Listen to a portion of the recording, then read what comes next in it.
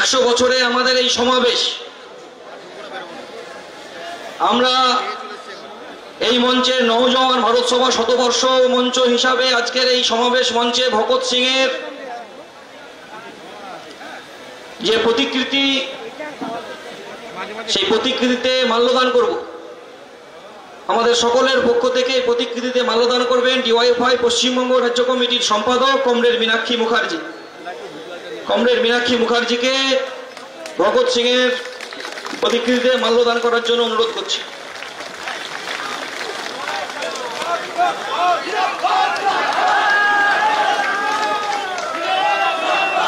এখন মাল্যদান করবেন কমরেড মোহাম্মদ সেলিম, প্রাক্তন সর্বভারতীয় সাধারণ সম্পাদক কমরেড মোহাম্মদ সেলিম।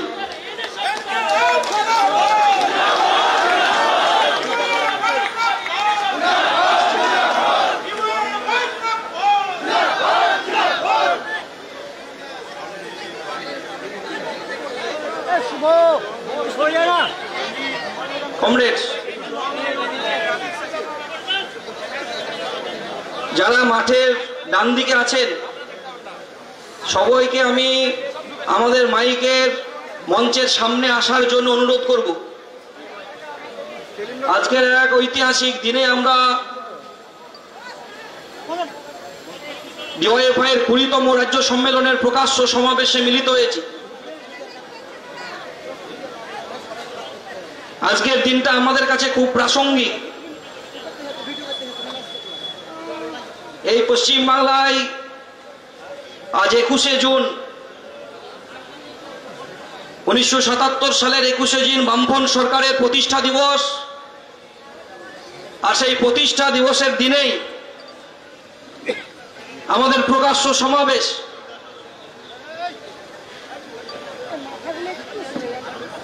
এই প্রকাশ্য সমাবেশে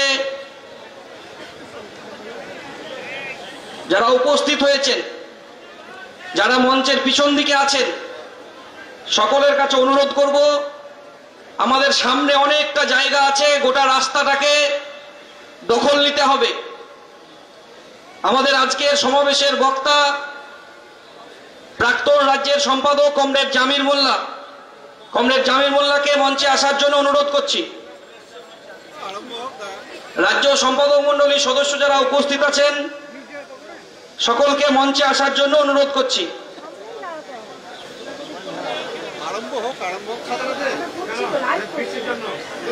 আমাদের মঞ্চের পিছন দিকে যে কমরেডরা আছেন, আমি রাস্তার বাঁধারে যারা দাঁড়িয়ে আছেন সকলকে বলবো একটু পিছিয়ে যান, আর পিছনে যারা আছেন সামনে দিকে এগিয়ে যাওয়ার একটু সুযোগ করে দিন। এখানে দাঁড়িয়ে থাকলে আমাদের পিছনের কমরেডরা সামনে আসতে পারবে না।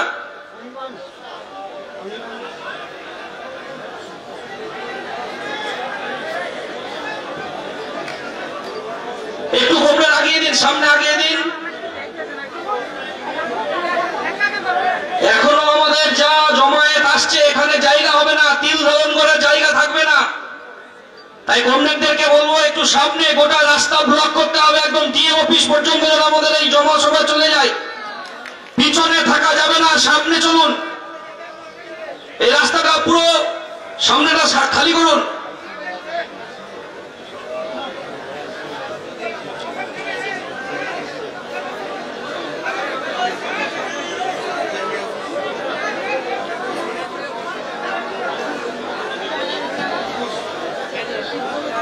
আচ্ছা কমরেড, আজ নওজওয়ান ভারত সভার 100 বছর। আজকের দিনে 21শে জুন বামফ্রন্ট সরকারের প্রতিষ্ঠা দিবসে আমাদের এই সমাবেশে যারা উপস্থিত হয়েছেন সকলকে ডিওয়াইএফআই পশ্চিমবঙ্গ রাজ্য কমিটির পক্ষ থেকে রক্তিম অভিনন্দন এবং লাল সালাম জানাচ্ছি। 19তম সম্মেলন থেকে আজকে 20তম সম্মেলনে আমরা উপস্থিত হয়েছি।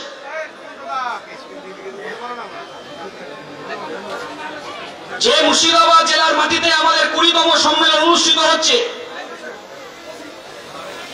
19তম সম্মেলন অনুষ্ঠিত হয়েছিল রায়গঞ্জে। এই 19তম সম্মেলন থেকে 20তম সম্মেলনে আমরা রায়গঞ্জ থেকে বহরমপুর পর্যন্ত কাজ ও সম্প্রীতির যাত্রা নিয়ে 19টি পতাকা নিয়ে আমরা রাস্তায় পথ হেঁটেছি। এই জেলার মাটি রামেন্দ্র সুন্দর ত্রিবেদীর মাটি, ভাষা আন্দোলনের শহীদ আবুল বরকতের মাটি। এই জেলায়, এই শহরে উপস্থিত যে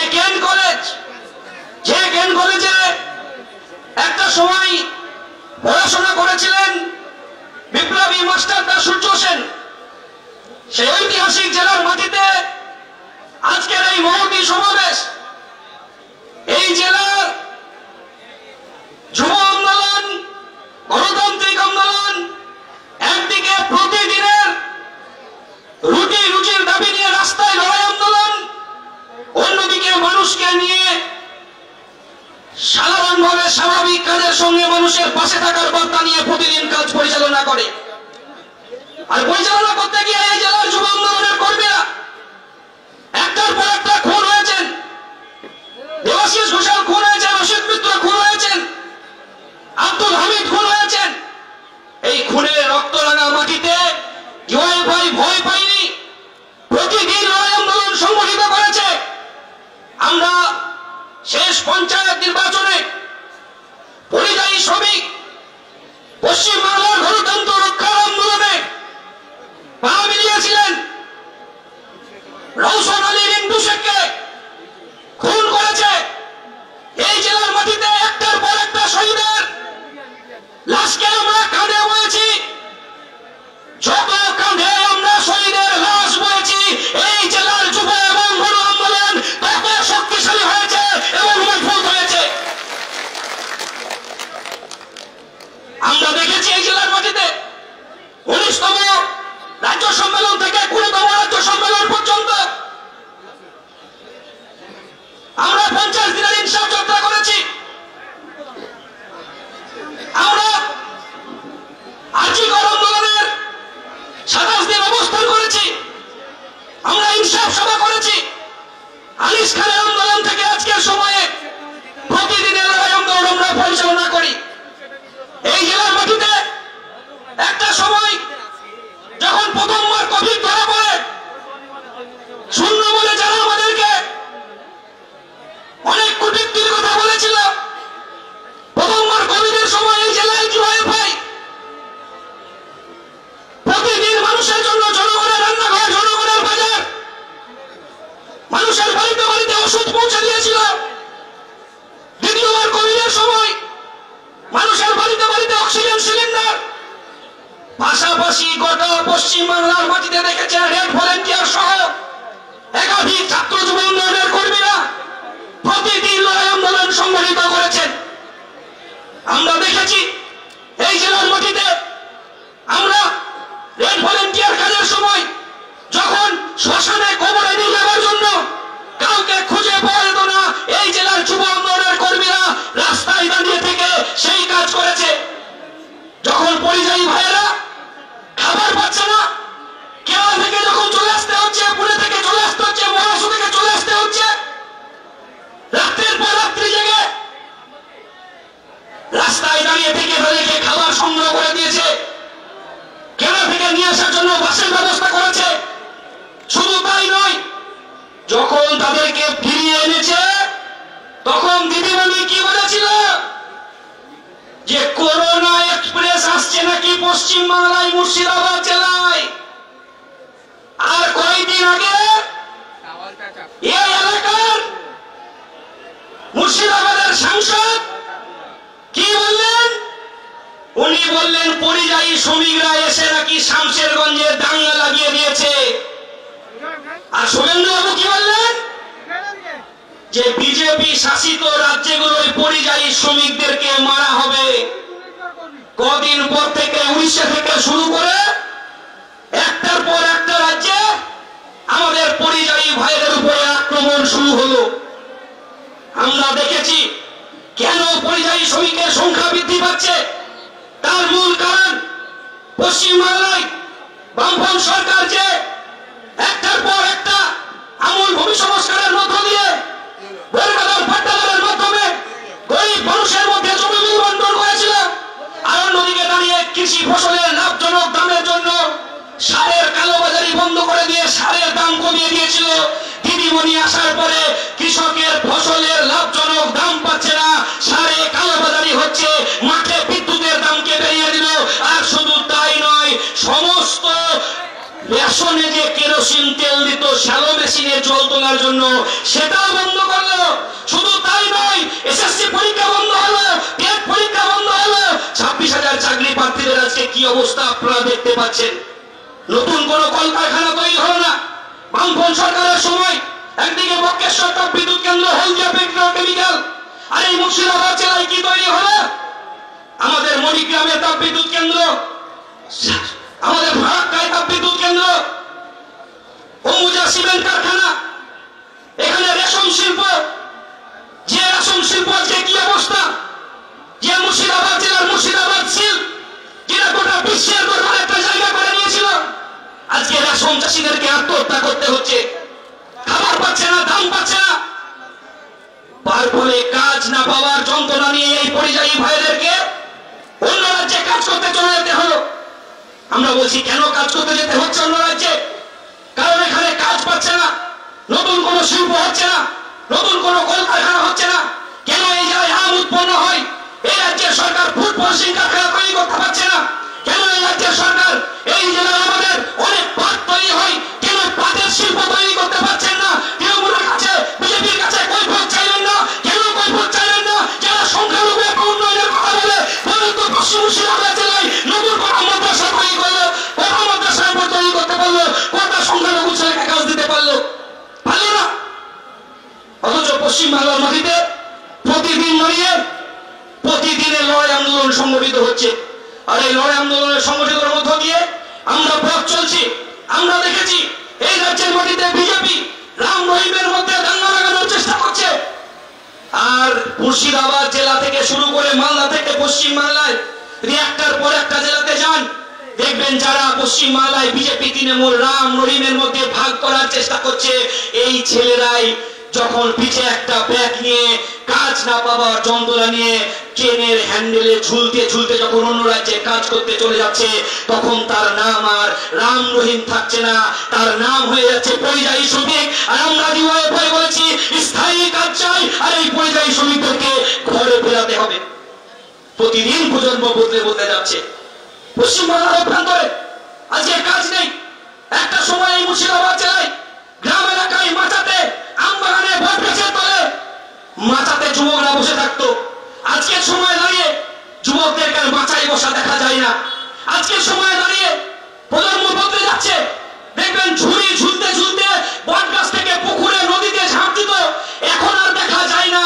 কারণ বট গাছের ঝুড়িতে ঝোলার বদলে বাচ্চা ছেলেদেরকে পিঠে ব্যাগ নিয়ে রেলের হ্যান্ডেল ধরে ঝুলতে ঝুলতে অন্য রাজ্যে কাজ করতে যেতে হচ্ছে। তাদেরকে ফেরানোর দাবিতেই আমাদের এই প্রতিদিনের লড়াই। শামশেরগঞ্জের মাটিতে বিজেপি তৃণমূলের আক্রমণে খুন হয়েছে চন্দন দাস, গোবিন্দ দাস, ইজাজ আহমেদরা। পুলিশের উস্কানিতে পুলিশ নির্বিকার ছিল। যখন কুপিয়ে কুপিয়ে খুন করছে, যখন পুলিশের গুলিতে খুন হচ্ছে ইজাজরা, তখন পুলিশকে খুঁজে পাওয়া যাচ্ছে না। অথচ এই পুলিশ যদি বলেন মুর্শিদাবাদ জেলার পশ্চিম বাংলার বিভিন্ন একদম শিলিগুড়ি থেকে শুরু করে আপনি জঙ্গিপুর যান, লালবাগ যান, টোটো চালকদের উপরে আক্রমণ করছে, তুলা তুলছে, গাড়ি চালকদের উপর তুলা তুলছে। কঠিন পরিস্থিতির মধ্যে যাচ্ছে। এমন একটা সময় আসবে দেখবেন মানুষ খেপছে। মনে রাখবেন জনগণের দাবিকে আটকে রাখা যায় না, জনগণকে আটকে রাখা যাবে না।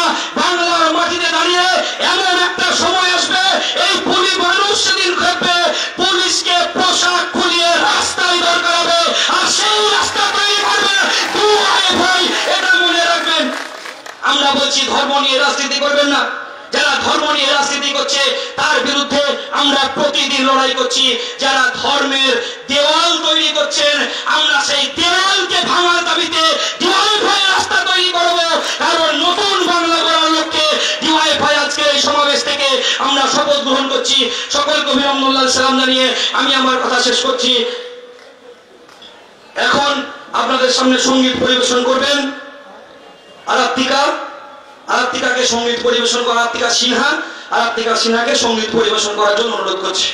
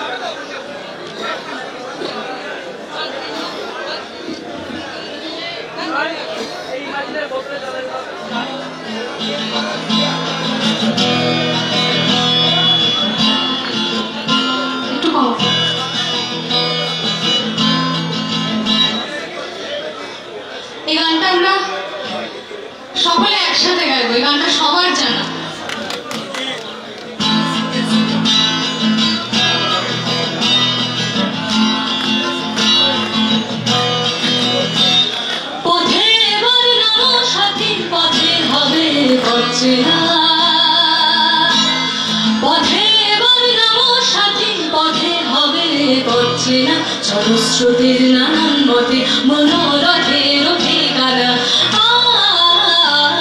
হবে চেনা হবে জানা পথে এবার নাম সাথী পথে হবে পথ চেনা জনশ্রুতির নানান মতে মনোরথের ঠিকানা হবে চেনা হবে জানা পথে এবার নাম সাথী পথে হবে পথ চেনা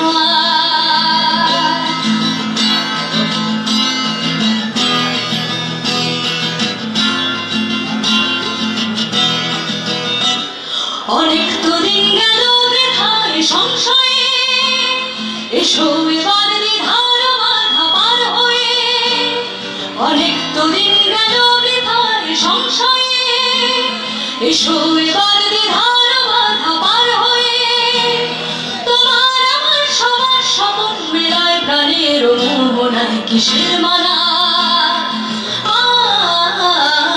হবে চেনা হবে জানা পথে এবার নামো সাথী পথে হবে পথ চেনা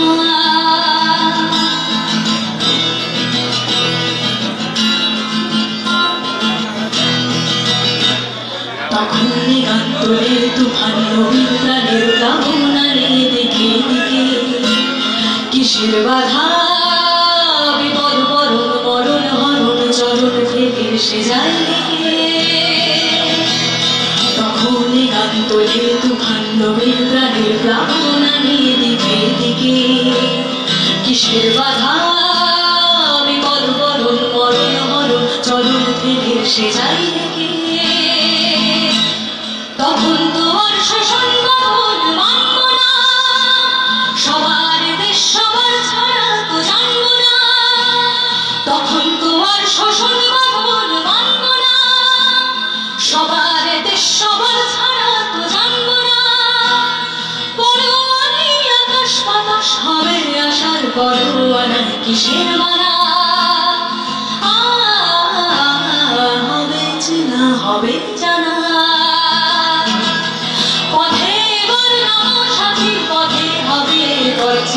জনস্রোতের নানান পথে মনোরথের ঠিকানা হবে চেনা হবে জানা পথে এবার নামো সাথী পথে হবে পথ চেনা পথে এবার নামো সাথী পথে হবে পথ চেনা পথে এবার নামো সাথী পথে হবে পথ চেনা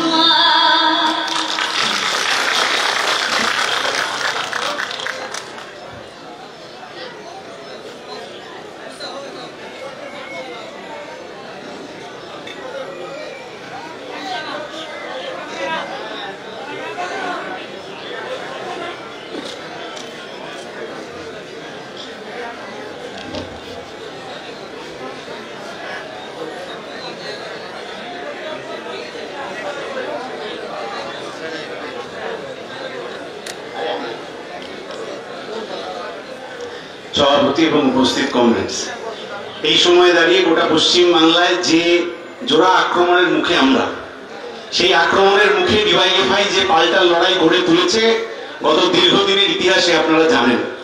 যে বাংলা নবজাগরণের পথে পশ্চাৎপদতার বিরুদ্ধে প্রগতিশীলতার পক্ষে লড়াই করেছিল, যে বাংলা অতীতের যে কোনো সাম্প্রদায়িক আক্রমণ থেকে হাতে হাত দিয়ে রুখে দাঁড়িয়েছিল এবং সামনের দিকে এগিয়ে যাওয়ার কথা বলেছিল জাত ধর্ম নির্বিশেষে, সাম্প্রদায়িক যে কোনো আক্রমণকে রুখে দিয়ে তার রুটি রুজির লড়াইকে পশ্চিম বাংলা যেভাবে এগিয়ে গিয়েছিল গোটা দেশের কাছে, পশ্চিম বাংলার মানুষ কি লড়াই করছেন সেটা গোটা দেশের কাছে একটা দেখার জানার বোঝার বিষয় ছিল। এই গত দীর্ঘ সময়ের এই আক্রমণ এবং আক্রমণের বিরুদ্ধে আমাদের লড়াই সংগ্রাম, সেই গোটা লড়াই সংগ্রামকে এবং আক্রমণের বীর গাথাকে, প্রতিদিনের একটু একটু করে লড়াইয়ের এগোনোর গাথাকে আমরা বই আকার যুবশক্তি প্রকাশনের পক্ষ থেকে এই সময়ের যারা লড়াকু পশ্চিম বাংলার মানুষজন তাদের কাছে উপস্থাপিত করছি। আজকে আমাদের এই সমাবেশে আমাদের এই সময়ের লড়াই আন্দোলনের দলিল হিসেবে যে বই সংগ্রাম সংস্কৃতি ঐতিহ্য অতীত থেকে ভবিষ্যতের পথে, তার আনুষ্ঠানিক উদ্বোধন করবেন ডিওয়াইএফআই এর প্রাক্তন সর্বভারতীয় সম্পাদক কমরেড মোহাম্মদ সেলিম এবং উপস্থিত অন্যান্য নেতৃত্বরা। আমি সকলকে অনুরোধ করছি এই বইটার আনুষ্ঠানিক উদ্বোধন করার জন্য।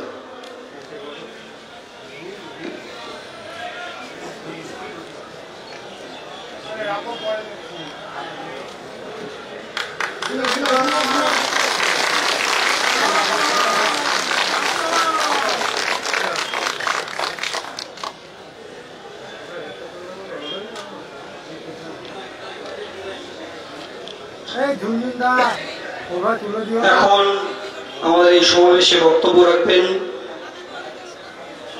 সংগঠনের সর্বভারতীয় সভাপতি কমরেড এ রহিম। কমরেড এ রহিমকে বলার জন্য অনুরোধ করছি।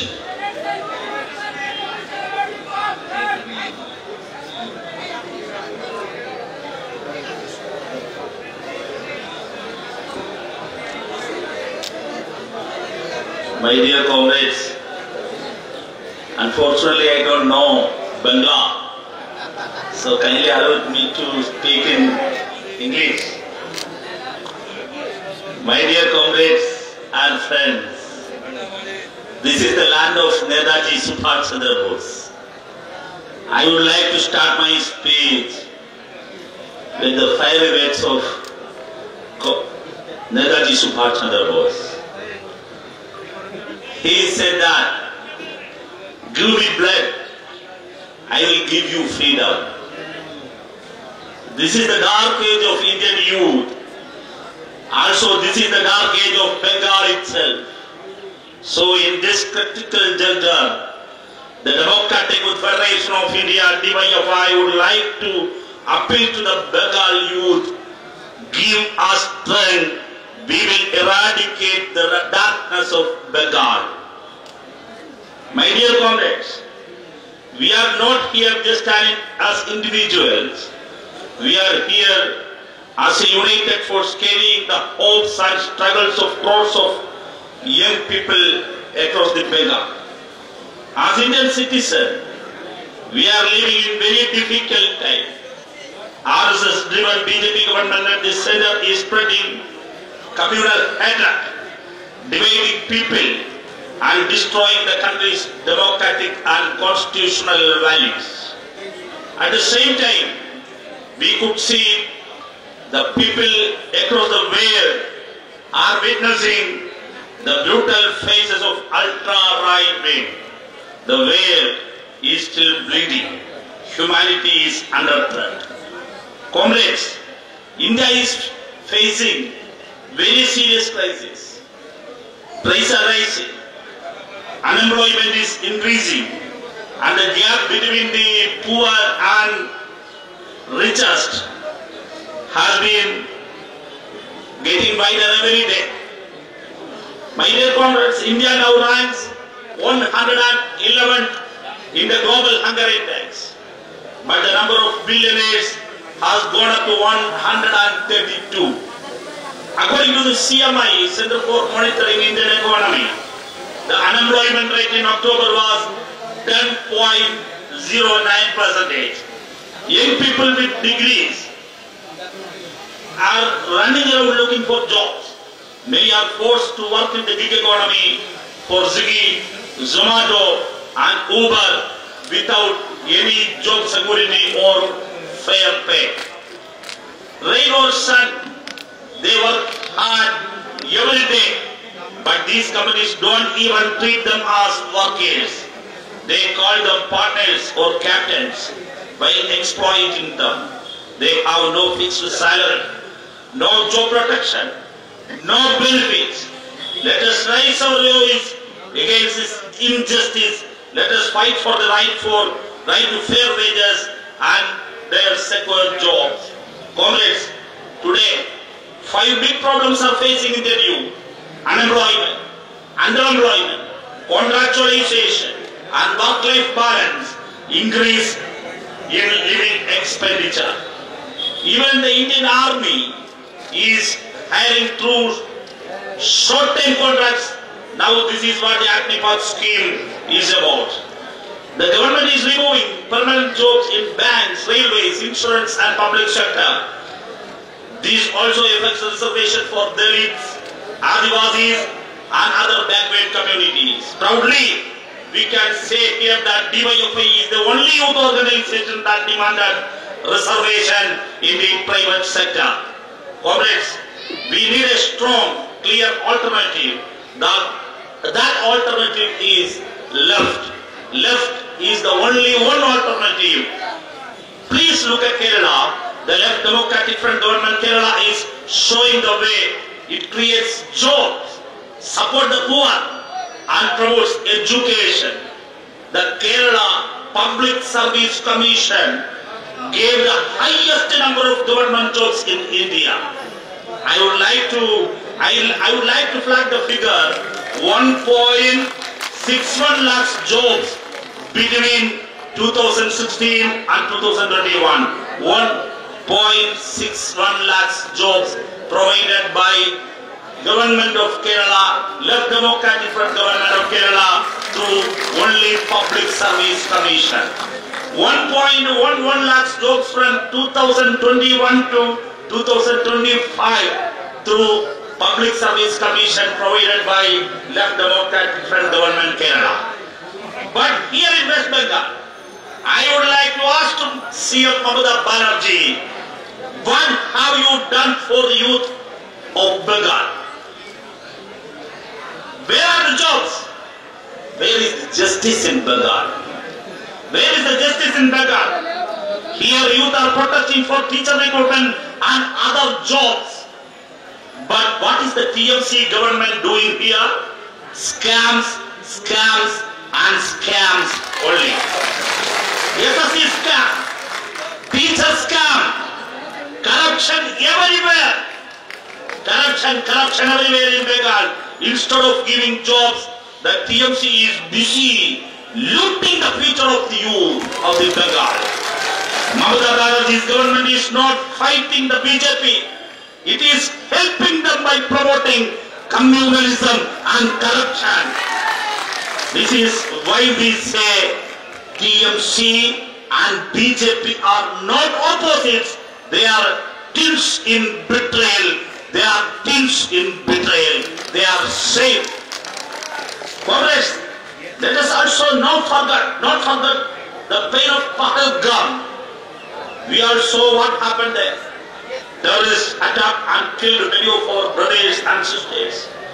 We ask the Modi government, what have you done? Where are the killers? What action has been taken? This government talks about nationalism every day. But when the country is under attack, they do nothing. Today, India is facing serious security threats and the Modi government is busy with speeches and image building instead of protecting our people and our country. Comrades, while the rich are becoming richer, the common people are struggling. In just a few years, India produced 70 new millionaires every day. But 63 million people are pushed into poverty every year because of their health care cost. Crime against deaths has been increased by 23% to 23%. And the crime against women is rising sharply. The so-called women reservation bill is only on paper. Women are still unsafe in our home, street and workplace. We know very well the RG core issue. But there is hope. Kerala is proving that a different model is possible. The left government has given land rights. I would like to proudly share to you, given land rights to 9,000 SC/ST families during the Pinarayi Vijayan government regime, this LDF government. Helped many students from poor communities study abroad. Appoint large number of SC/ST youth as best officers in the police, beat officers in the police. This is the model. We must fight for a government for the people, not for corporate. My dear comrades, before I conclude my speech, we must unite to fight the policies of the both BJP and TMC. Policies that hurt the youth, the poor and the working class. Let us build a future where every youth has a secure job, education and healthcare are free and accessible. Women, Dalits, Adivasis and minorities live with dignity and safety. Farmers, workers are respected. Communalism is defeated and secularism is protected. Only the left can lead this fight with honesty and strength. DYFI has always been in the front lines of struggle. Now let us strengthen our movement even more. I started my speech the quotes of Netaji Subhash Chandra Bose. I would like to conclude the quote of Netaji again. Remember, that the greatest crime is to compromise with injustice and wrong. Netaji Subhash Chandra Bose quoted that, remember that the greatest crime is to compromise with injustice and wrong. In the light of these words of Netaji Subhash Chandra Bose, Democratic Youth Federation of India, DYFI would like to say that we will not compromise with the injustice done by Mamata Banerjee. We will not compromise in front of the muscle power of Trinamool Congress. We will not compromise the police raj of Mamata government. We will protect and safeguard the Constitution of India. Revolutionary greetings to all. Inqilab Zindabad. We will not bow down. We will not stay silent. We will fight for justice, equality and dignity. Lal Salam, Inqilab Zindabad, long live revolution. লাল সালাম comrade এ রহিম। এখন বক্তব্য রাখবেন DYFI সর্বভারতীয় সাধারণ সম্পাদক comrade হেমপ্রনাথ Bhattacharya.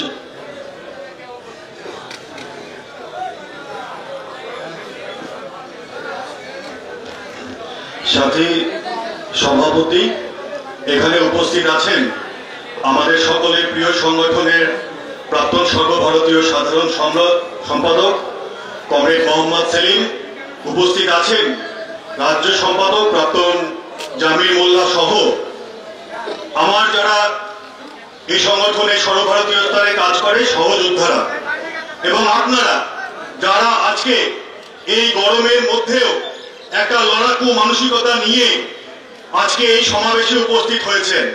আমি প্রথমে আপনাদের সবাইকে আমাদের ডিওয়াইএফআই কেন্দ্রীয় কার্যকারিণী কমিটির পক্ষ থেকে সংগ্রামী অভিনন্দন এবং শুভেচ্ছা জানাচ্ছি।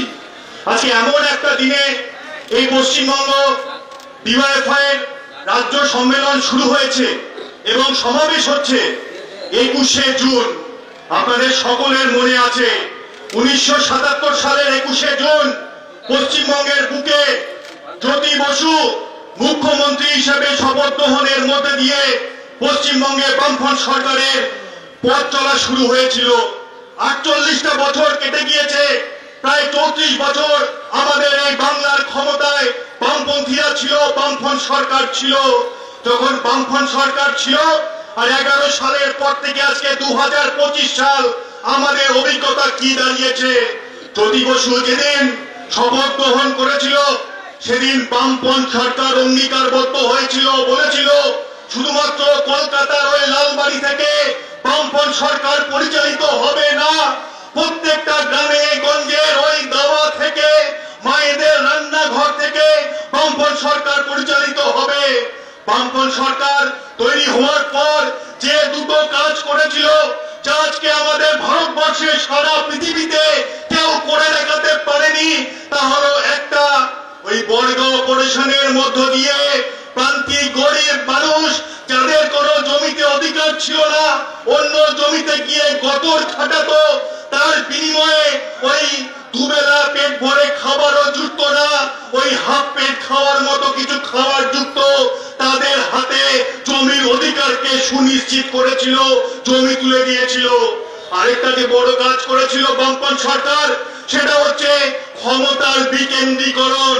আপনার পাড়াতে জলের কলটা কোথায় বসবে, আপনার পাড়াতে ওই ল্যাম্পপোস্টটা কোথায় বসবে, ওটা ওই লালবাড়িতে ওই মন্ত্রীরা সই করবার পরে ঠিক হবে না, ঠিক করবে ওই আপনার গ্রামে জনপ্রতিনিধি থাকবে, আপনাদের সঙ্গে আলোচনা করে। সেই জন্য বামপন্থীরা ত্রিস্তরীয় পঞ্চায়েত ব্যবস্থা গড়ে তুলেছিল। এই দুটো কাজ করবার পরে তার সুফল হচ্ছে আজকে আমাদের পশ্চিমবঙ্গের মানুষ পেয়েছিল ক্ষমতার বিকেন্দ্রীকরণ। এত জনপ্রতিনিধি মানুষের রায়ে জিতে আসতো, সেটা অন্য কোন রাজ্যে ছিল না। কিন্তু আজকে 2011 সালের পর সেই চিত্র হচ্ছে বদলে গিয়েছে। এখন কি হচ্ছে? এখন বামফ্রন্ট সরকার নেই, তৃণমূল সরকার, কেন্দ্রে বিজেপি সরকার। আজকে পশ্চিমবঙ্গে 8,000 স্কুল বন্ধ হয়ে গিয়েছে, আর নতুন করে 21,000 হচ্ছে মদের দোকান খুলেছে এই তৃণমূল সরকার, মমতা ব্যানার্জি। এদের বিরুদ্ধে হচ্ছে আমরা ডিওয়াইএফআই লড়ছি, জান কবুল করা লড়াই হচ্ছে, আমরা এই সময় দাঁড়িয়ে লড়ছি। একটা সময় ছিল যে পশ্চিমবঙ্গে শিক্ষার হার কম ছিল, বামপন সরকার ঠিক করেছিল জনমুখী শিক্ষার মধ্যে দিয়ে প্রত্যেক বাড়িতে বাড়িতে শিক্ষার আলো পৌঁছে দিতে হবে। পশ্চিমবঙ্গে একটা নিয়ম ছিল এক সময়, একজন রিক্সা চালকের ভাইয়ের ছেলে তাকে রিক্সা চালকই হতে হবে, ক্ষেত মজুর ভাইয়ের ছেলে তাকে ক্ষেত মজুর হতে হবে। বামফ্রন্ট বলল না, জনমুখী শিক্ষার মধ্যে দিয়ে সবাই শিক্ষিত হয়ে উচ্চ শিক্ষিত হয়ে ভালো কাজ করবার সুযোগ পাবে। আপনাদের মনে থাকবে যখন বামফ্রন্ট সরকার ছিল প্রত্যেক বছর মাধ্যমিক উচ্চ মাধ্যমিক পরীক্ষার্থী সংখ্যা বাড়ত, মেধা তালিকা বেরোতো। মেধা তালিকায় ওই কলকাতার বড় বড় স্কুলগুলো শুধুমাত্র ওই নাম হচ্ছে উজ্জ্বল হয়ে থাকতো না। সুন্দরবনের প্রত্যন্ত কোন গ্রামের ছেলে, মুর্শিদাবাদের কোন গ্রামের ছেলে, কোচবিহারের কোন গ্রামের ছেলে মেধা তালিকায় হচ্ছে তারা চান্স পেত, নিজের উজ্জ্বল হচ্ছে স্বাক্ষর তারা রেখে যেত। এটা ছিল বামফ্রন্ট সরকারের একটা বড় কৃতিত্ব। আর আজকে আমাদের এখানে কি দেখছি আমরা দেখছি আজকে প্রত্যেক বছর মাধ্যমিকে পরীক্ষার্থীর সংখ্যা কমে যাচ্ছে। বাড়া উচিত, জনসংখ্যা বাড়ছে, শিক্ষার সুযোগ বাড়িয়ে গিয়েছে বামফ্রন্ট সরকার, উচিত ছিল পরীক্ষার্থী বাড়া, কিন্তু আজকে পশ্চিমবঙ্গের বুকে প্রতিদিন কমে যাচ্ছে। আজকে পশ্চিমবঙ্গের বেকার যুবদেরকে অন্য রাজ্যে গায়ে গতরে খাড়বার জন্য যেতে হচ্ছে নিজের বাড়িতে বৃদ্ধ বাবা মা বউ বাচ্চাকে রেখে। 12 মাসে হয়তো 1 মাস 30 দিন হয়তো বাংলায় থাকতে পারে, 11 মাস হচ্ছে তারা বাংলায় থাকতে পারে না। আপনারা তো অনেকে অনেক কাজে বাইরের রাজ্যগুলোতে যান, গিয়ে কি দেখেন? আপনারা তো চিকিৎসার জন্য চেন্নাইতে যান, ভেলোরে যান, তামিলনাড়ুতে যান, দেখবেন প্রচুর খাবার দোকান হোটেল, কারণ চিকিৎসার জন্য একটা বড় অংশের মানুষ এখনো ভারতবর্ষের ওই সব রাজ্যগুলোতে যায়। গিয়ে দেখবেন ওই হোটেলগুলোতে খাবারে যারা হচ্ছে প্লেটটা সার্ভ করছে, খাবারটা আপনাকে দিয়ে যাচ্ছে, আপনি খেয়ে ওঠার পরে ওই একটা কাপড় নিয়ে এসে টেবিলটা মুছছে, তারা দেখবেন বাংলা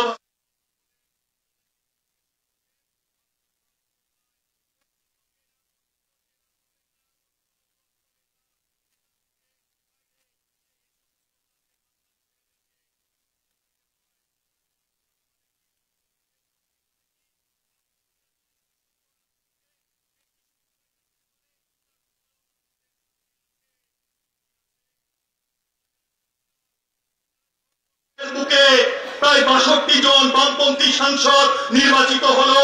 পশ্চিমবঙ্গ থেকে আপনারা নির্বাচিত করলেন 35 জনকে, আমাদের নেতৃত্ব সেই সময় দাঁড়িয়ে নির্বাচিত হয়েছিলেন।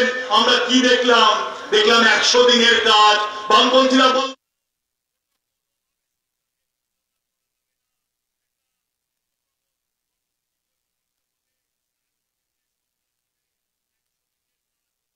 বামপন্থীদের জন্য চালু হয়েছিল। আর আজকে কি? তৃণমূল বিজেপি আমলে 2022 সালের মার্চ মাস থেকে পশ্চিমবঙ্গে 100 দিনের কাজ হচ্ছে বন্ধ ছিল। আবার আমরা লড়াই করেছি, রাস্তায় লড়াই করেছি, আইনের লড়াই করেছি। আবার হচ্ছে কোর্ট এখন সিদ্ধান্ত দিয়েছে, যে রায় দিয়েছে যে আবার নতুন করে 100 দিনের কাজ হচ্ছে চালু করতে হবে। আর ওই যারা তৃণমূল কংগ্রেসটা করেন, যারা বিজেপিটা করেন, অনেকে এখন এই রায় শোনার পর তাদের বুকটা আবার একটু দুরু করছে, দেখবেন মুখে আবার হাসি এসেছে। কেন? ভাবছি 100 দিনের টাকা হচ্ছে আবার লুট করার সুযোগ পাবো। আমরা ডিআরএফআই বলে যাচ্ছি, এই মুর্শিদাবাদের মাটিতে দাঁড়িয়ে, বহরমপুরের মাটিতে দাঁড়িয়ে বলে যাচ্ছি, তোমার যদি ক্ষমতা থাকে তুমি আবার টাকা লুট করে দেখিয়ে দিও। 1 টাকা লুট হলে DYFI, panchayat office, DM office, পারলে কি আমরা নবান্ন অফিসটা পর্যন্ত দখল করবো, ঘিরে রাখবো। 1 টাকাও হচ্ছে আমরা মানুষের, গরিব মানুষের মানতে দেব না। আমি আমার কথা শেষ করব, অন্য বক্তারা আছেন তারা বলবেন। আমি শুধু একটা কথা আপনাদেরকে বলতে চাই, যারা কিছুদিন আগে আজকে পশ্চিমবঙ্গের বুকে এই মুর্শিদাবাদকে বেছে দিয়েছিল নতুন করে আবার, যারা হচ্ছে এখানে দাঙ্গার আগুনটা জ্বালিয়ে দিয়ে আর সেই আগুনের স্ফুলিঙ্গ পুরো পশ্চিমবঙ্গ জুড়ে হচ্ছে ছড়িয়ে দিয়ে একটা দাঙ্গার পরিবেশ তৈরি করবে, মুর্শিদাবাদের মানুষ হচ্ছে সেই প্রচেষ্টা তারা বুক দিয়ে মৃত্যু গ্রহণ করে, দুজনের নাম এখানে ধ্রুব বলেছে, আটকে দিয়েছে। আমরা বলছি যারা দাঙ্গা করতে আসছেন, আমাদের পূর্বসূরীরা বলে গিয়েছেন যে যারা দাঙ্গাবাজ তাদের মাথাটা হচ্ছে আমরা ভেঙে গুড়িয়ে দেব। অনেকে সমালোচনা করেছিলেন এই কথা, তাদেরকে আমরা বলছি যে না, আপনাদের সমালোচনা আমরা গ্রহণ করি না, কারণ দাঙ্গায় মানুষের মৃত্যু হলে, ক্ষতি হলে আপনারা কোনো কথা বলেন না।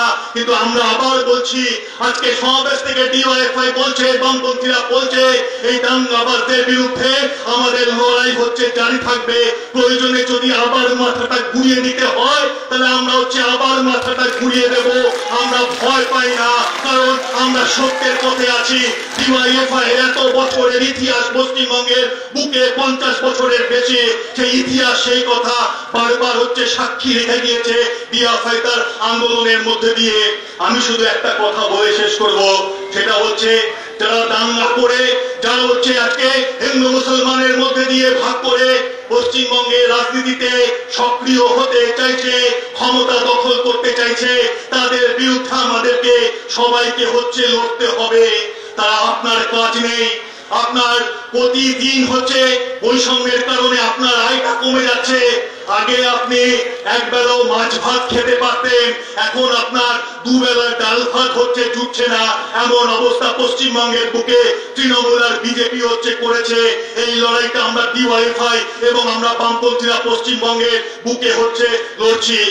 আজকে যারা রাম আর রহিমের মধ্যে বিভেদ করতে চাইছেন, আমরা শুধু বলতে চাই, যদি মুর্শিদাবাদের কোনো একটা গ্রাম, সেই গ্রামে যদি রাম এবং রহিম দুজনেই থাকে, আর সেই গ্রামে যদি পানীয় জল না থাকে, সেই গ্রামে যদি বিদ্যুৎ না থাকে, সেই গ্রামে যদি আপনার কাজ করে খাওয়ার মতো কোনো সুযোগ না থাকে, তাহলে রাম কি হিন্দু হয়ে যাওয়ার জন্য তার সমস্যাটা একটু কমে যায়, নাকি রহিম মুসলমান হওয়ার জন্য তার সমস্যাটা হচ্ছে একটু বেড়ে যায়? না, ওই ধর্ম দিয়ে সমস্যা বাড়ে না, কমে না। পেটের ক্ষুধার যন্ত্রণার কোনো ধর্ম হয় না, সব ধর্মের মানুষের ক্ষেত্রে এক থাকে। আমাদের লড়াইটা হচ্ছে পেটের ক্ষুধার যন্ত্রণার বিরুদ্ধে। ওই কাজের দাবিতে বিদ্যুৎ আনতে হবে, রাস্তা ঠিক করতে হবে, এই দাবিতে হচ্ছে আমরা লড়াই করছি। আর আমাদের এই লড়াইটা হচ্ছে পশ্চিমবঙ্গকে বাঁচানোর। পশ্চিমবঙ্গ এক সময় ভারতবর্ষে সব ভালো কাজে এক নম্বরে ছিল, আজকে পশ্চিমবঙ্গ পিছোতে পিছোতে কোথায় গিয়ে দাঁড়িয়েছে আপনারা অভিজ্ঞতার মধ্যে দিয়ে বুঝেছেন। এই সম্মেলন শুরু হয়েছে ডিওয়াইএফআই এর, এই কিছুক্ষণ আগে এই সমাবেশ শুরু হওয়ার কিছুক্ষণ আগে চলবে 3 দিন ধরে। এখানকার ডিওয়াইএফআই কর্মীরা, নেতৃত্বরা লড়াই আন্দোলনের রূপরেখা ঠিক করবে, আর সেই লড়াই আন্দোলনের রূপরেখা ঠিক হবে আমাদের যা সাফল্য আছে তাকে সংহত করে, ভুল থেকে শিক্ষা নিয়ে, আর সব থেকে বেশি আপনাদেরকে সঙ্গে নিয়ে আমরা এই লড়াই করব। একটা কথা বলতে পারি, রবীন্দ্রনাথের বাংলা, নজরুলের বাংলা কখনো হচ্ছে দাঙ্গাবাজদের হতে পারে না। ডিওয়াইএফআই যতদিন হচ্ছে থাকবে ততদিন হচ্ছে আমরা এর বিরুদ্ধে লড়াই করব। আমি আপনাদের সবাইকে আরেকবার শুভেচ্ছা এবং অভিনন্দন জানিয়ে আমার কথা শেষ করছি। ইনকলাব জিন্দাবাদ, ডিওয়াইএফআই জিন্দাবাদ। অসংখ্য অভিনন্দন লালসা। এখন বক্তব্য রাখবেন ডিওয়াইএফআই এর প্রাক্তন রাজ্যের সম্পাদক কমরেড জামিল মোল্লা। কমরেড সভাপতি, মঞ্চে উপস্থিত আছেন ডিওয়াইএফআই এর প্রাক্তন সর্বভারতীয় সম্পাদক কমরেড মোহাম্মদ সেলিম, উপস্থিত আছেন হিমগ্নরাজ ভট্টাচার্য, সাধারণ সম্পাদক ডিওয়াইএফআই এর সর্বভারতীয় সভাপতি, কেরালা রাজ্যের এমপি কমরেড এ রহিম এবং কমরেড মীনাক্ষী মুখার্জি রাজ্য সম্পাদক, এবং আপনারা যারা সবাই এখানে উপস্থিত হয়েছেন তাদের সবাইকে আমি সংগ্রামী অভিনন্দন, শুভেচ্ছা, সালাম এবং নমস্কার জানিয়ে কয়েকটি কথা আপনাদের সামনে এখানে উপস্থিত করতে চাই। আজ থেকে ডিওয়াইএফআই এর 20তম সম্মেলন শুরু হয়েছে, চলবে 22-23 তারিখ পর্যন্ত। এই ঐতিহাসিক দিনে যে সম্মেলনের সূচনা হয়েছে 21শে জুন, ঐতিহাসিক দিন মানে বামফ্রন্ট সরকারের প্রতিষ্ঠার দিন। ফলে এই ঐতিহাসিক দিনে যে ঐতিহাসিক সমাবেশ, যে 20তম সম্মেলন ডিওয়াইএফআই এর সেই 20তম সম্মেলনের যে আজকের দিনে যারা এখানে উপস্থিত হয়েছেন তারা লক্ষ্য করছেন যে এই 20তম সম্মেলনের প্রথম দিনে এইখানে আমাদের সমাবেশ করতে হচ্ছে। কেন সমাবেশ করতে হচ্ছে? এই কারণেই যে আমাদের জেলায় আমরা ভেবেছিলাম যে প্রথম মুর্শিদাবাদ জেলায় ডিওয়াইএফআই এর ইতিহাসে প্রথম সম্মেলন হচ্ছে মুর্শিদাবাদ জেলায় এবং বহরমপুরে। এই সম্মেলনকে সফল করবার জন্য গোটা মুর্শিদাবাদ জেলার সব অংশের মানুষ সাহায্য সহযোগিতা করেছেন, কিন্তু একটা অংশের যারা প্রশাসনের লোক, যারা আমাদেরকে এফইউসি ময়দানে সমাবেশ হওয়ার কথা ছিল তারা দেয়নি। তার কারণ ওরা ডিওয়াইএফআই কে ভয় পেয়েছে। ভয় পেয়েছে কেন? ভয় পেয়েছে এই কারণে এরা কাজের দাবিতে লড়াই করে, এরা অন্যায় অবিচারের বিরুদ্ধে লড়াই করে। এরা যখন নারী নির্যাতন হয়, যখন হচ্ছে আর্জি করে অভয়াকাণ্ড ঘটায়, তখন প্রথম মীনাক্ষী আর ধ্রুবরা ছুটে যায়, নালে লাশকে গায়েব করে দিত। সেই জন্য ওরা ভয় পায়। প্রশাসন এই কারণে মার দেয়নি। প্রশাসন মার দেয়নি এই কারণে তারা জানে যে এই মার দিলে পরে সমাবেশে বাধা কেন, কিসের ভয়? ওরা ভয় পায় যদি সাধারণ মানুষের দাবি দেওয়ার কথাগুলি মানুষের সামনে আসে, প্রকাশ্যে আসে, সেই জন্য ওরা ভয় পায়। ওরা 100 দিনের কাজের দাবিতে ক্ষেত মজুর লড়াই করে, রাস্তায় যাতে লড়াই না হয় তার জন্য ভয় করে। ওরা শ্রমিকের মজুরির দাবি নিয়ে, বিড়ি শ্রমিকের মজুরি বৃদ্ধির দাবিতে রাস্তায় যাতে না থাকে তার জন্য ওরা ভয় পায়। ওরা বেকার যুবদের কাজের দাবিতে লড়াই করে, যারা তাদের জন্য ওরা ভয় পায়। ওরা ভয় পায় এই কারণে কৃষকের ফসলের ন্যায্য দাম আদায়ের দাবিতে যারা রাস্তায় থাকে তাদের জন্য ওরা ভয় পায়। ওরা ভয় পায় যারা শিক্ষার দাবিতে ছাত্ররা আন্দোলন করে, রাস্তায় নামে সবার জন্য শিক্ষা এবং কাজের দাবিতে লড়াই, সেই জন্য ওরা ভয় পায়। ওরা ভয় পায় এই কারণে, ওরা ভয় পায় সেই কারণে যে রাস্তায় যদি নামে, মানুষ যদি রাস্তায় সোচ্চারে কথা বলে, তাহলে ওদের দুর্নীতি, ওদের যে দুর্নীতি করেছে সেই দুর্নীতির কথা মানুষ জেনে যাবে, আর সেইটা ওরা সহ্য করতে পারে না। সেই জন্য ওরা ভয় পায় এবং ওরা গণতান্ত্রিক অধিকার দিতে চায় না। যারা ক্ষমতায় আসবার সময় বলেছিল দলতন্ত্র নয় গণতন্ত্র চাই, আর এই দাবি নিয়ে যখন লড়াই হচ্ছে বেকারের কাজের দাবিতে, তখন 26,000 শিক্ষকের চাকরি চলে যায়। অপদার্থ একটা সরকার যখন সিঙ্গুরে 90% বেশি কাজ হয়ে যাওয়ার পরে যে শিল্পটাকে গুলিয়ে দেয়, বেকার ছেলে মেয়েদের কাজের স্বপ্নকে চুরমার করে দেয়। ওরা যখন এই জেলার পরিযায়ী শ্রমিক, সেই শ্রমিকরা যখন আসতে পারে না, ডিওয়াইএফআই, বামপন্থী বিভিন্ন গণসংগঠন তাদেরকে ফিরিয়ে নিয়ে আসার জন্য লড়াই করে, তার জন্য ওরা ভয় পায়। এই ভয়ের বিরুদ্ধে লড়াই গণতান্ত্রিক অধিকার রক্ষার লড়াই। এই জন্য ওরা নির্বাচন করে না। কলেজের ছাত্র সংসদ নির্বাচন বন্ধ, এই জন্য সমবায় নির্বাচন বন্ধ।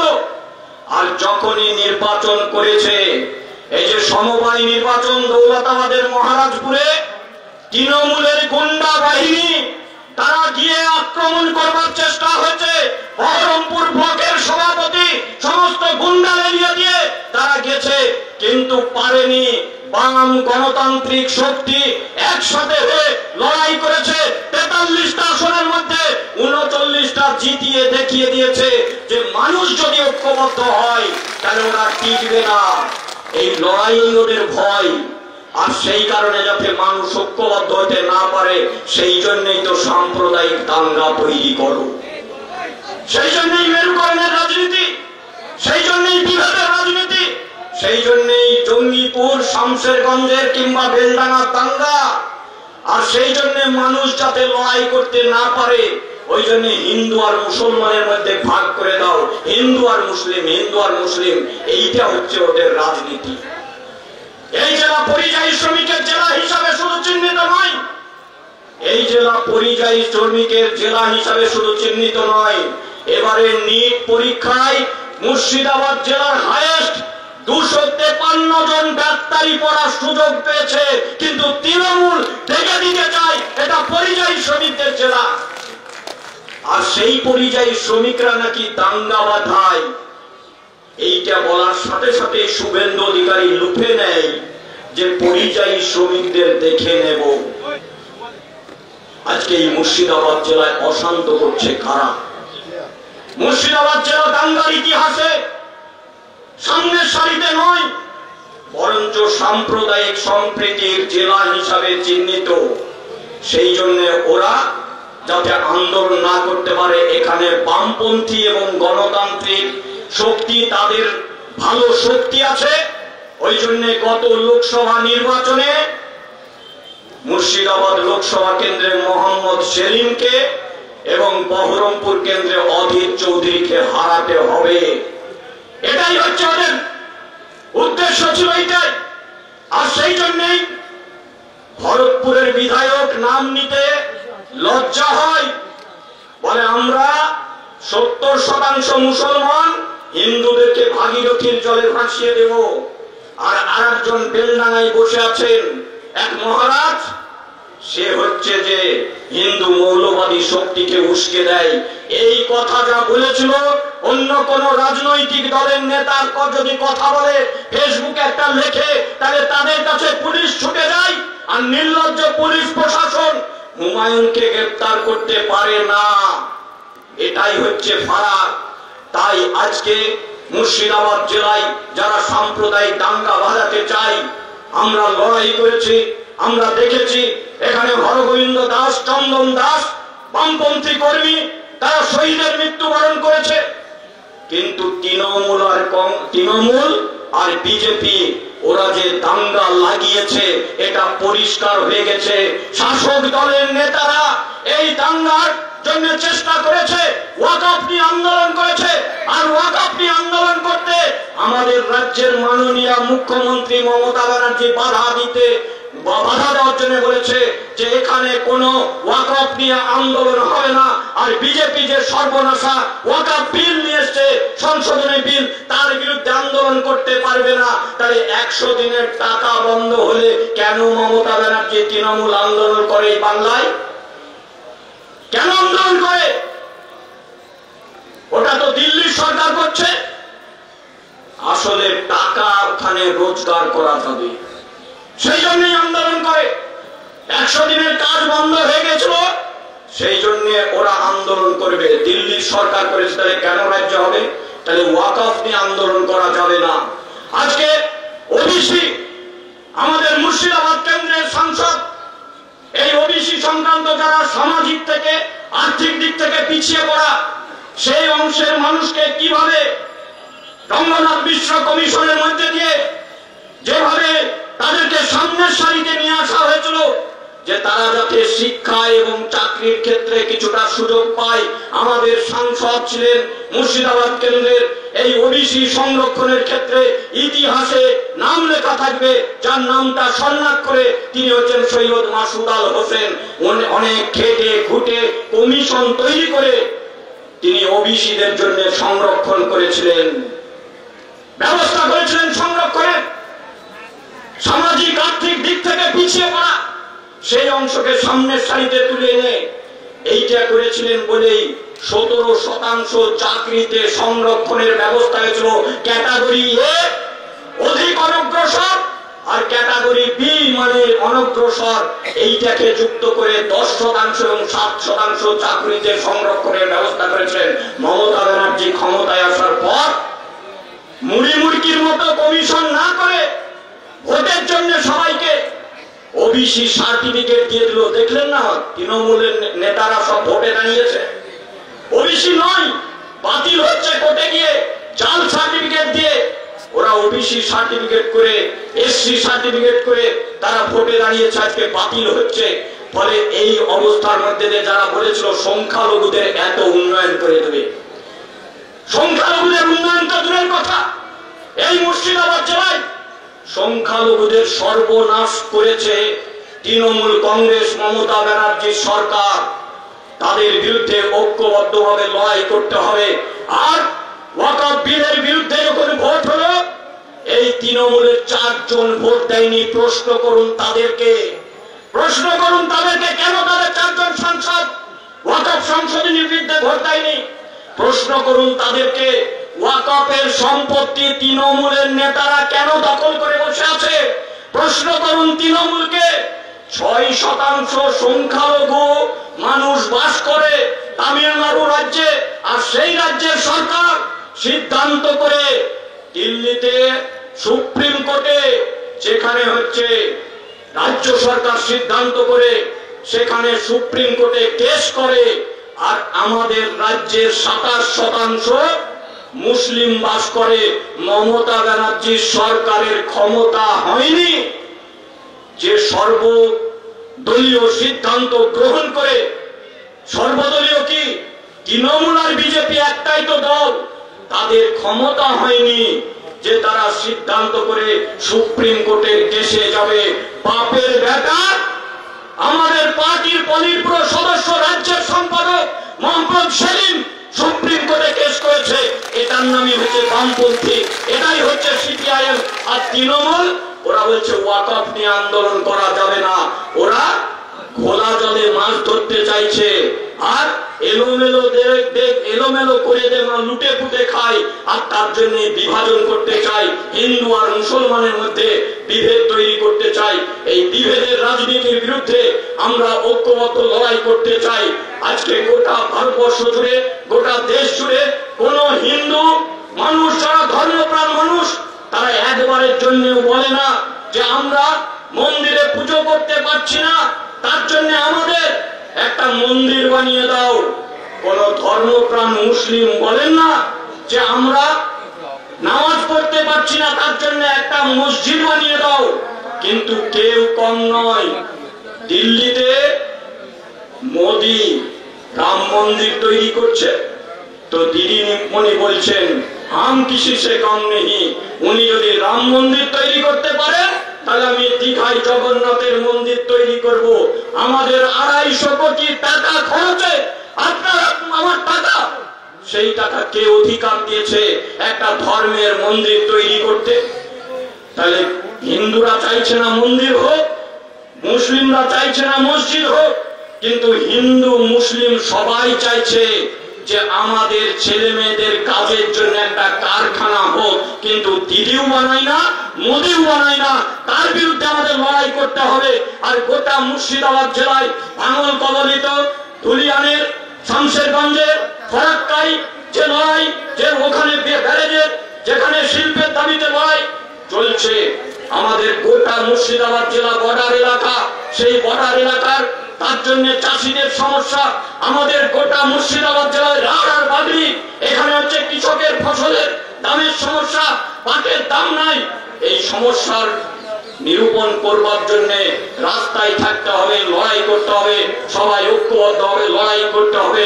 সাম্প্রদায়িকতার বিভেদের রাজনীতির বিরুদ্ধে লড়াই আপনারা আমরা সবাই সামনের সারিতে থেকে আমরা এগিয়ে যাব। এই কটি কথা বলে সবাইকে আরেকবার অভিনন্দন জানিয়ে আমার কথা শেষ করছি। ইনকলাব জিন্দাবাদ, ডিওয়াইএফআই জিন্দাবাদ। অসংখ্য অভিনন্দন জানাচ্ছিলাম।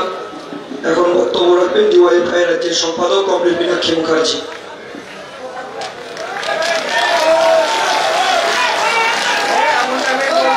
সাথী সভাপতি, মঞ্চে উপস্থিত আছেন আমাদের সংগঠনের প্রাক্তন সর্বভারতীয় সাধারণ সম্পাদক কমরেড মোহাম্মদ সেলিম, আমাদের এই রাজ্যের প্রাক্তন সম্পাদক কমরেড জামিল মোল্লা। আর বর্তমানে আমরা যারা দেশ ও রাজ্য জুড়ে এবং এই জেলাতেও আমরা যারা যুব আন্দোলন পরিচালনা করছি, তারা আমাদের দেশের সাধারণ সম্পাদক কমরেড হিমগ্রনাথ ভট্টাচার্য প্রেসিডেন্ট এ রহিমের কথা শুনেছেন। পিছনের সারিতে বসে আছেন আসাম থেকে, ত্রিপুরা থেকে, উড়িষ্যা থেকে আসা আমাদের ডিওয়াইএফআই এর রাজ্য নেতারা। আর এখানে যে সমস্ত কমরেডরা এখানে উপস্থিত হয়েছেন, আমাদের গার্জিয়ানরা, আমাদের সহযোদ্ধারা, ছাত্র যুব আন্দোলনের প্রাক্তনীরা, আর খেটে খাওয়া মানুষরা যারা লুটে খাওয়াদের ঘুম হারাম করে দিতে চাইছে, তাদেরকে আমরা আমাদের সংগঠনের পক্ষ থেকে আদাব সালাম প্রণাম জানাতে চাইছি। তাহলে সামনেটা শুধু এই সামনেটা নয়, সামনেটা এই দিকও আপনাদেরকেও আমরা আমাদের সংগঠনের পক্ষ থেকে লাল সালাম জানাচ্ছি। ওরা আমাদেরকে মাঠের পারমিশন দিল না, नहीं दिया ना, नहीं दिया तो अभी हम लोगों का ये चैलेंज है, पूरा पश्चिम बंगाल को हम लोग अपना मैदान बनाएंगे, रोक सको तो रोक लो। मुर्शिदाबाद के परिযায়ী শ্রমিকের জেলা, আর এখানে প্রতিদিন দাঙ্গা হয়, শুধুমাত্র মুর্শিদাবাদ নয়, গোটা পশ্চিমবঙ্গকে বদনাম করে রেখেছে। যে দাঙ্গা ছেলে বলে না এই রাজ্যে কাজ পায় না, বাইরে রাজ্যে চলে যেতে হয়, বদনাম করে রেখেছে আমাদেরকে। যে আমাদের রাজ্যের সাধারণ মানুষরা নাকি হিন্দু মুসলমানের মারামারি করে।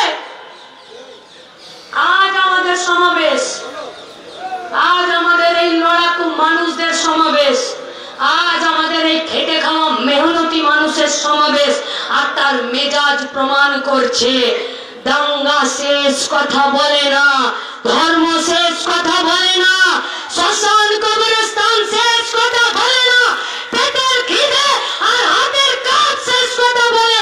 আজ তারই খবর নিতে আমরা এখানে উপস্থিত হয়েছি। গোটা রাজ্যে ডিওয়াইএফআই শুধুমাত্র কলকাতার অফিসে বসে নেই। 100টা বছর আগে, 100টা বছর আগে ভগৎ সিংরা যখন এই দেশকে স্বাধীন করার জন্য হাসতে হাসতে ফাঁসির কাঠে ঝুলে যাচ্ছেন, তখন তারা বলছেন যে দেশটা স্বাধীন হয়ে যাবার পর কি হবে, ব্রিটিশদেরকে তো তাড়িয়ে ছাড়বো, কিন্তু তারপর কি? একদম শেষ গায়ের চাষিদার পুরো লোকটার পায়ের নিচে জমি হবে তো? গায়ের একদম পিছনের সারিতে থাকা বেকার ছেলেমেয়েটার হাতে কাজ হবে তো?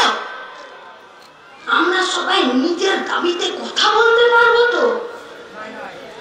সেই সংগঠনের ভিতের ইটটা রেখেছিল ভগৎ সিংরা 100 বছর আগে নওজওয়ান ভারত সভা তৈরি করেছিলেন।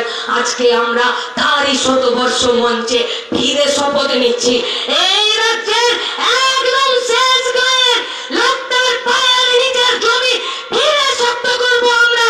আর এই পশ্চিমবঙ্গের বেকার ছেলেমেয়েদের হাতে কাজের জন্য যে অধিকারটা দেওয়া দরকার, তার জন্য যত দূর যেতে হয় যাবে।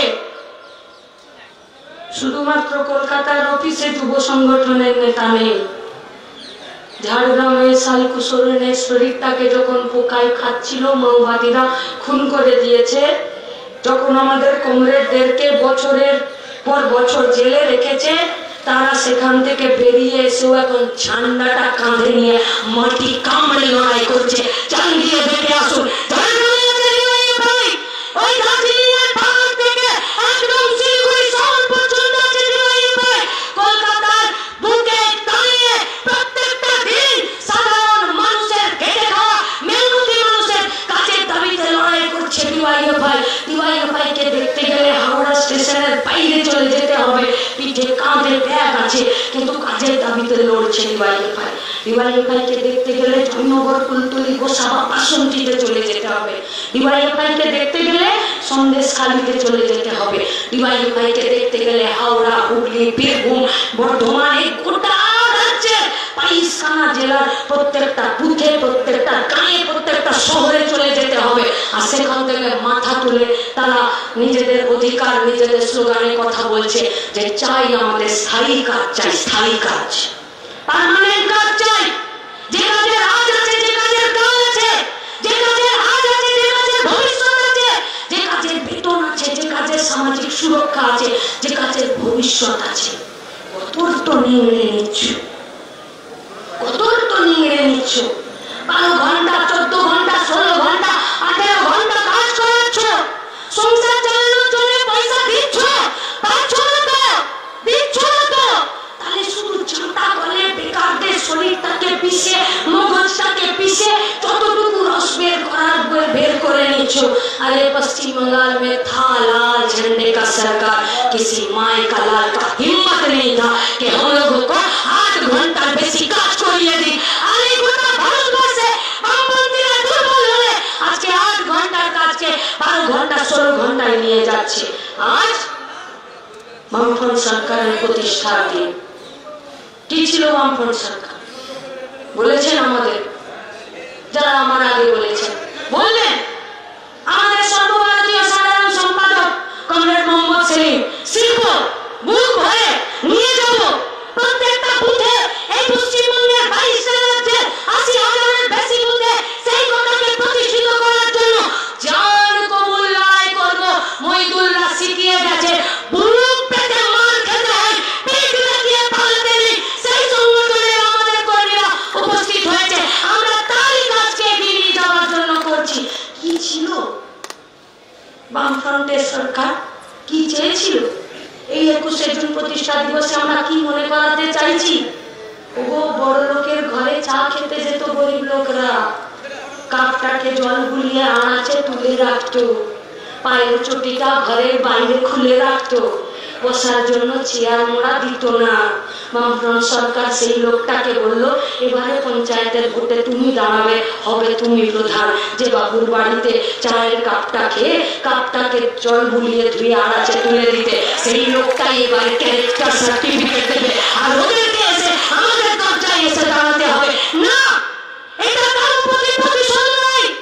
এই তো সরকার का একমাত্র উদ্দেশ্য সামাজিক বিপ্লব ঘটাতে হবে, সবাইকে সমাজের জায়গায় নিয়ে যেতে হবে, সমাজতন্ত্রের দিকে নিয়ে যেতে হবে।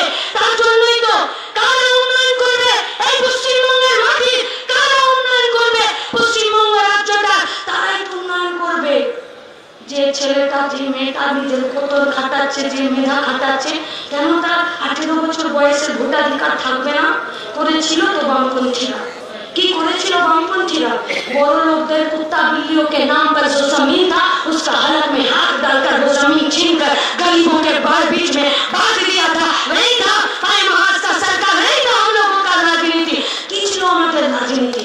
আমাদের রাজনীতি ছিল আমার গাঁয়ের কি উন্নতি হবে, আমার শহরের আমার ওয়ার্ডের কি উন্নতি হবে, কোন বিডিওর বাবু এসে ঠিক করবে না, ঠিক করবো আমরা গায়ে বসে। তার জন্য অধিকার দিয়েছিল ভাই महाराज का सरकार। और आज 24 साल में যাদের মাথাটাকে নিচে নামিয়ে দিয়েছিল গরিব মেহনতি মানুষ, আজকে তারা মাথার ফোনা তুলে দাঁড়িয়েছে। 14টা বছরে তৃণমূল কংগ্রেস সরকারের আমলে যাদের লেজগুলো গুটিয়ে গেছিল তারা আবার লেজগুলোকে বার করেছে। विगत 14টা বছরে हम लोग इस समावेश के मन से यही शपथ लेते हैं, ওদের ওই যে বের করা লেজটা ফিরে যদি ওদের পিছনে ঢোকাতে হয় তাহলে আমাদেরকে এক কাটটা থাকতে হবে। এদেরকে মাথা তুলতে দেওয়া যাবে না। এরা মাথা তুলে দেওয়া মানে আমাদের রাজ্যের বেকার ছেলেমেয়েরা বাইরে রাজ্যে পড়ে থাকবে। এদের মাথা তোলা মানে আমাদের সরকারি স্কুল কলেজগুলোতে মাস্টারমশাই দিদিমণিদের চাকরি হবে না। এদের মাথা তোলা মানে আমাদের গোটা রাজ্যে আর কলকারখানার চিমনি থেকে ধোঁয়া বেরোবে না। বামপন্থী রাজনীতি ছিল। সমাজকে বাদ দিয়ে রাজনীতি নয়, রাজনীতিকে বাদ দিয়ে সমাজ নয়, না নয়। তাই সমাজটাকে যদি বদলাতে হয় তাহলে আমাদেরকে রাজনীতিটাকে বদলাতে হবে। কোন রাজনীতিটা? যে রাজনীতিটা লুটে খাওয়াদের উপরে খেতে খাওয়াদের জুলুমবাজিকে অব্যাহত রাখার জন্য, খেতে খাওয়াদের উপরে লুটে খাওয়াদের অত্যাচারকে কায়েম রাখার জন্য, লুটে খাওয়াদেরকে সাহায্য করে, আমাদেরকে এই রাজনীতিটা বদলানোর জন্য আমরা লড়াই করছি। আর ইসি কো সমাজবাদ বলতে এই সমাজতন্ত্রের লক্ষ্যে আমরা চলেছি। তাই গোটা দেশে বিভাজনের রাজনীতি আর পশ্চিমবঙ্গে গুন্ডারাজের রাজনীতি চলছে না। পশ্চিমবঙ্গে গুন্ডারাজের রাজনীতি। বুকে হাত দিয়ে বলুন তো, সরকার না চাইলে সাবেক কালোবাজারি সম্ভব? সম্ভব? সরকার না চাইলে চাইলে রেশনের চাল যদি প্রিয় বাচ্চত পুরুষরা চুরি করে নেবে, সরকার যদি না চাইতো তাহলে কারো ভাইপের এত দাম যে কয়লা বাজার করে নেবে। সরকার না চাইলে বিএলআরওকে পকেটে ভরে আমাদের জমি অন্য কারো নামে কেউ ट्रांसफर করে দিতে পারে? पारे ना। तो हम लोग जब इस बात पर बात करते हैं, रास्ते पर उतरते हैं, যখন আমরা এই দাবিগুলোকে করছি 100 দিনের কাজ দাও, চাকরি দাও, স্বচ্ছতার সাথে নিয়োগ করো, বেকার ছেলে মেয়েগুলোকে একটা মাথা উঁচু করে খাটার জায়গা দাও, যখন আমরা বলছি আরো কারখানা বানাও, আমরা যখন বলছি চা বাগান থেকে শুরু করে বন্ধ জুট মিলের কারখানাগুলো পর্যন্ত খুলে দাও, আমরা কাজ করি, খাটি, কঠোর খাটাই, দেশটাকে গড়ি, তখন এরা আমাদের সাথে টেবিলে কথা বলতে চাইছে না। এদের কাছে আমাদের কথার কোনো যুক্তিপূর্ণ উত্তর নেই। এরা আমাদের ডেপুটেশনটা পর্যন্ত নিতে চাইছে না। ভুলে গেছেন এই রাস্তাগুলো? ভুলে গেছেন এই বহরমপুরের মাটিতে ডিএম অফিসে যতবার ডেপুটেশন নিতে এসেছে এরা আটকে দিয়ে পিটিয়ে দিয়ে জেলে ভরে দেয়নি আমাদেরকে? দেয়নি? তাহলে এরা আমাদের ডেপুটেশনটা পর্যন্ত নিতে চায়নি। আর আমরা যখন তার বিরুদ্ধে রাস্তায় নেমেছি তখন এরা আমাদের বিরুদ্ধে গুন্ডা লেলিয়ে দিয়েছে। গুন্ডা, দু ধরনের গুন্ডা আছে গো। একটা তৃণমূলের চুরির পয়সায় বাগানো আমাদের এলাকার গ্রামের ছেলে মেয়েগুলোকে এরা গুন্ডাকে পরিণত করেছে, এরা আমাদেরকে পেটায়। আর এক অংশের গুন্ডা আছে পুলিশ নাম ওদেরকে খাঁকি গর্ভবতী করে নিয়ে আর আমাদেরকে পেটাচ্ছে। এই দুই গুন্ডার বিরুদ্ধে আমাদের লড়াই। এই দুই গুন্ডাদের অত্যাচারের বিরুদ্ধে, গুন্ডা রাজের বিরুদ্ধে আমাদের লড়াই। এটা গুন্ডারাজ নয়। আজিকরের ধর্ষিতা হয়ে খুন হয়ে যাওয়া মেয়েটার শরীরটাকে যে কাউন্সিলরটা পার্টিরা সরকারের নির্দেশ মতো যার উপরে বলতে ছিল যে শরীরটাকে পুড়িয়ে দাও, শ্মশানে নিয়ে গিয়ে আসে, সেই কাজটা নিজের গায়ের জোর আর সরকারের জোরকে খাটিয়ে যখন তার শ্মশানে শেষ কৃত্যটা করে দিল, সেই কাউন্সিলরকে পশ্চিমবঙ্গের তৃণমূল কংগ্রেসের সরকার ওই কাউন্সিলরটাকে ওই মেয়েটার শরীরটা পুড়িয়ে দেওয়ার জন্য তাকে পুরস্কৃত করলো, তাকে চেয়ারম্যান করে দিল। জায়গা পেল না আইন, মা বাপের চোখের জলের কোনো দাম পেল না। গোটা রাজ্যের মায়েরা রাত জাগলো, রাস্তায় নামলো, পাত্তা দিল না সরকারটা। বলল সরকারের নির্দেশ মেনে যাও, অন্যায় করে যাও, ধর্ষিতা হয়ে খুন হয়ে যাওয়া ডেড বডিটা পুড়িয়ে দাও, তুমি পুরস্কার পাবে। সরকারের থাকে সাথে থাকো আর পুরস্কার নিয়ে যাও। নেই হ্যাঁ ये गुंडाराज, नहीं है, नहीं है ये गुंडाराज। পশ্চিমবঙ্গের তৃণমূল কংগ্রেসের সরকারের বদান্যতায় আমাদের এই মঞ্চে থাকা অনেকগুলো কর্মী সমর্থকদের সঙ্গে আমারও কিছুদিন জেলে থাকার অভিজ্ঞতা হয়েছে। পাপ করেছিলাম আমরা। কি? আনিসের খুনের বিচার চাইতে গেছিলাম। এই পাপ তো। গিয়েছিলাম জেলে, দেখেছি মেয়েদের জেলে শুধু মেয়েরা থাকে, যে বেড়ায় বেড়া যায় সেও মেয়ে, যে ডাক্তার দেখতে আসে সেও মেয়ে, যে বাইরে নিরাপত্তা রক্ষী বসে থাকে সেও মেয়ে, যে ভেতরে কাজ করে পায়খানা বাথরুম ওসব পরিষ্কার হয় না, নামে টাকা অ্যালটমেন্ট হয়, টাকাগুলো খেয়ে নেয়, ওসব হয় না। সেই জেলে যেখানে পুরুষদের ছায়া মারানো অব্দি যায় না, সেখানে 192টা মেয়ে পোয়াতি হয়ে গেল। গুন্ডারাজ নয়, নয় গুন্ডারাজ। জেলের জল খেয়ে পোয়াতি হয়ে গেল জেলের মেয়েগুলো। ওই অসহায় মেয়েগুলোর উপরে সব নির্যাতন করছে সরকারি গুন্ডারা, লোক ঢুকিয়ে রাস্তায় গাড়ি দাঁড় করিয়ে।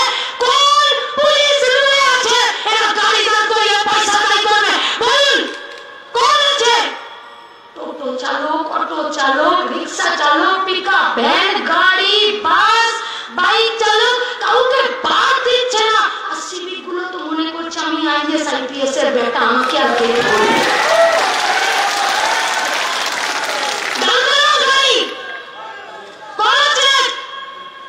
তোমার চাকরি ঠিক নেই, তোমার নিজের কাগজ ঠিক নেই, তুমি আমার বাইকের কাগজ কি দেখবে? তোমার নিজের ঠিক নেই।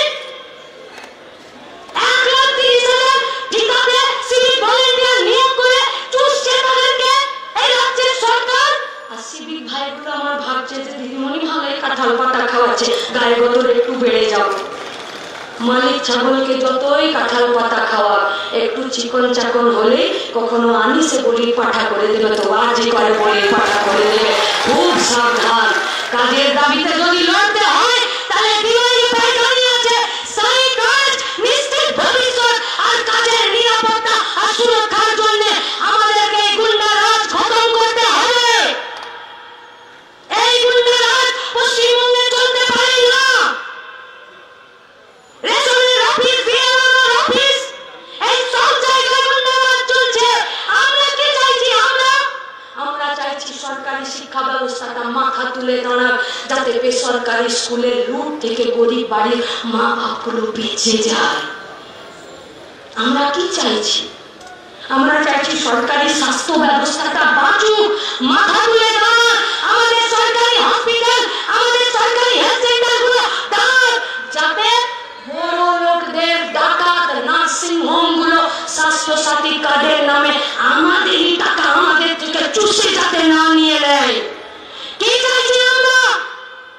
আমরা চাইছি পিসি ভাইপোর ছবি টাঙিয়ে আমাদের ট্যাক্সের টাকা কোটি কোটি সর্বনাশ করতে দেব না। ওই টাকাতে কারখানা হবে। কি চাইছি আমরা? আমরা চাইছি মেলা খেলা দান দক্ষিণার মাধ্যমে এই রাজ্যের পরিযায়ী শ্রমিকদের রক্ত ঘামের টাকা নষ্ট করতে দেব না। যদি না দিতে হয় তাহলে পশ্চিমবঙ্গে গুন্ডা রাজকে খতম করতে হবে। কাল থেকে টেস্ট ম্যাচ শুরু হয়েছে, গেছে ভারত খেলতে ইংরেজদের ওদের ওই দেশে, আর ওদের মাঠটা আমাদের দেশের খেলোয়াড়দেরকে বেকায়দায় খেলানোর জন্য সুইং করার পিচ সেখানে দিয়েছে। আর প্রথম দিনই ম্যাচে নেমে যশস্বী জয়সওয়াল আর শুভমন গিল সেঞ্চুরি করে দেখিয়ে দিল পিচ যেমনই হোক খেলতে চাইলে রান তোলা যায়। কি খেলতে পারবো তো? মাঠে দাঁড়িয়ে বুথে দাঁড়িয়ে দাঙ্গাকে রুখে দেবো তো? মুর্শিদাবাদে আরে যে পুলিশ লোককে দেখলে টেবিলের তলায় ঢুকে যায় সে কি দাঙ্গা হাঁটাবে? তাই তো আমরা বুদ্ধদেব ভট্টাচার্যের নামে আমাদের মঞ্চে আমাদের নগরের নামকরণ করেছি। বামপন্থীরা দায়িত্ব নিচ্ছে, বলেছিল জ্যোতি বসু বুদ্ধদেব ভট্টাচার্যরা যে যদি দাঙ্গা করতে আসে তো মাথাটা ভেঙে দাও।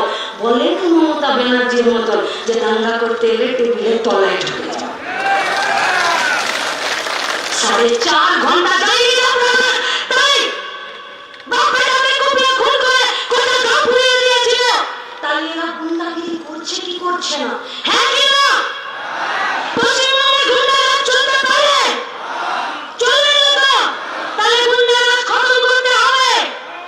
বামপন্থ সরকারের প্রতিষ্ঠা দিবসে ডিওয়াইএফআই শপথ গ্রহণ করছে 26-এর ইলেকশনে পশ্চিমবঙ্গে গুন্ডারাজ খতম করার জন্য বুথে বুথে ডিওয়াইএফআই নামে কি দাঁড়াবে তো?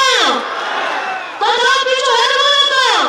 তাহলে আমার সঙ্গে একটাই কথা, আমি বলবো গুন্ডারাজ, আপনি বলবেন খতম করো। আর এই মাইকের আওয়াজটাকে হারিয়ে দিতে হবে। কেন জানেন? কারণ ওরা আমাদের আওয়াজটাকে হারিয়ে দিচ্ছে। মোহাম্মদ সেলিম মোদী চৌধুরীরা জিতবে না। কেন? কারণ এরা পার্লামেন্টে দাঁড়িয়ে ঠোক নিয়ে বলে যে এদের কোনো অধিকার নেই সংসদে বসার, তাই মোহাম্মদ সেলিম আর মোদী চৌধুরীদেরকে হারিয়ে দিতে হবে। তাহলে জিতবে কে? হিমানি লিপস্টিক পাউডার লাগানো হিরো হিরোইনরা আর এসব পাঠারোরা। রাজনীতির বিরাজনীতিকরণ চলছে। মানে আরে ওষুধের দাম বললে ওদের কিছু যায় আছে? চালের দাম বললে ওদের কিছু যায় আছে? ইলেকট্রিক বিলের দাম বললে ওদের কিছু যায় আছে? আমাদের গাড়ি ঘোড়া ট্রেন বাসের ভাড়া বেড়ে গেলে ওদের কিছু যায় আছে? আসে না গো, আসে না, আসতে পারে না। তাই আমাদের নেতা 5 স্টার হোটেলে বসে কারো পায়ে তেল দিয়ে হয় না। ডিওয়াইএফআই এর নেতা আজ থেকে সম্মেলন শুরু হয়েছে, পরশু শেষ হবে। লড়াইয়ের মাঠে ময়দানে খেতে খামারে দাঁড়িয়ে পুলিশের লাঠির আঘাতের মুখে দাঁড়িয়ে আমাদের নেতা ঠিক হয়। আমাদের নেতা ঠিক করে গণতন্ত্র, আমাদের নেতা ঠিক করে আমাদের নিয়ম, আমাদের নেতা ঠিক করবে আমাদের এই গোটা পশ্চিমবঙ্গের 4000 ইউনিট কমিটি, 670টা নোডাল কমিটি, 22টা জেলা কমিটি